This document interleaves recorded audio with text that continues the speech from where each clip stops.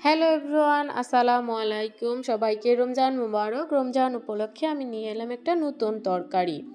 যদি আমার চ্যানেলে নতুন হয়ে থাকেন তাহলে পাশে থাকা বেল আইকনটি বাজিয়ে দিন অ্যান্ড আমার চ্যানেলটাকে সাবস্ক্রাইব করে দিন। আর যারা আমার চ্যানেলকে সাবস্ক্রাইব করেছেন, আমার ভিডিও রোজ দেখেন, তাদেরকে অসংখ্য অসংখ্য ভালোবাসা।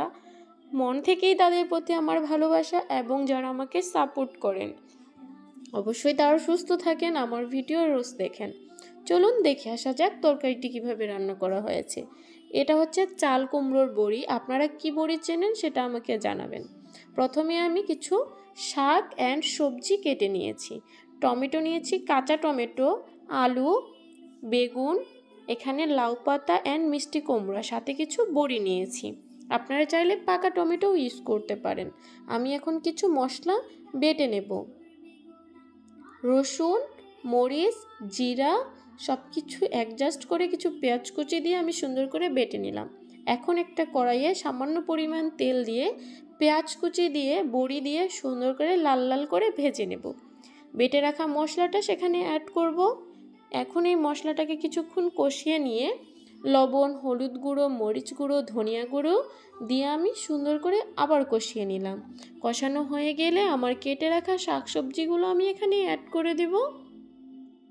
এখানে কি শাকসবজি নিয়েছি, আপনাদের যদি বুঝতে কোনো অসুবিধা হয়ে থাকে আমাকে কমেন্টে জানাবেন, আমি অ্যান্সার করে দিব। তারপরেও যদি কোনো সমস্যা থাকে তাহলে ডেসক্রিপশন বক্স থেকে দেখে নেবেন, আমি ডিটেলস সেখানে দিয়ে দেব।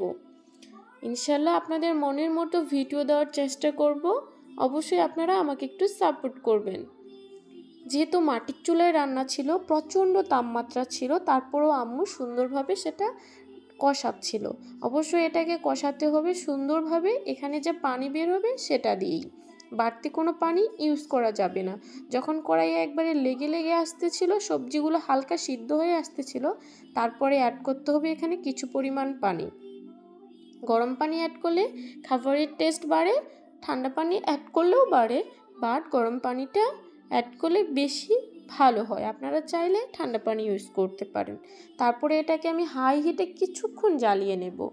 কিছুক্ষণ বলতে যতক্ষণ অবধি সবজিটা সিদ্ধ হয়ে না যায়, পানিটা কমে না আসে। দেখেন কি সুন্দরভাবে চুলাটা জ্বলতেছে আর প্রচণ্ড তাপমাত্রা। জ্বলতে জ্বলতে যখন একবারই পানিটা কমে আসবে, তারপরে আমি এটাকে নামিয়ে নেব।